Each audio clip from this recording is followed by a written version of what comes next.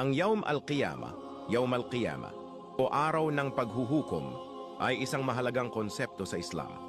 Ayon sa isang hadith, sa araw na ito, ang mga tao ay tatayo sa harapan ng Allah sa loob ng 50,000 taon, 50,000 years, bago sila hatulan at dalhin sa kanilang huling hantungan, maging sa paraiso o sa impyerno. Hadith sa Arabic, Qala an-nabiyyu, wa inna yawmal qiyamati miqdaruhu 50,000 sanatin.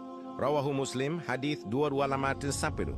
Tagalog kahulugan, sinabi ng propeta, na katotohanan ang araw ng paghuhukom ay may haba na 50,000 taon.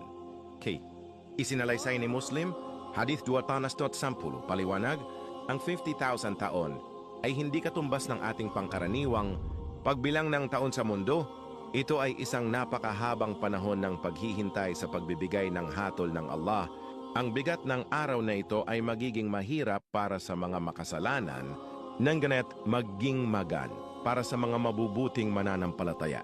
Sa panahong ito, ang init ng araw ay magiging napakalapit at bawat isa ay magpapawis ayon sa kanilang mga kasalanan. Ang ilan ay lulubog sa kanilang pawis hanggang tuhod, balikat o maging hanggang sa malunod. Ang mga matuwid at mapagmahal sa Allah ay bibigyan ng lilim ng kanyang arsh, trono, gaya ng nabanggit sa isang hadith. Aral mula sa hadith.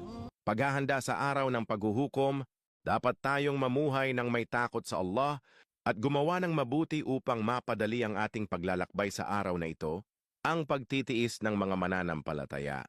Kahit mahaba ang oras na ito, para sa mga tunay na mananampalataya, ito ay bagay din may kliyamagan.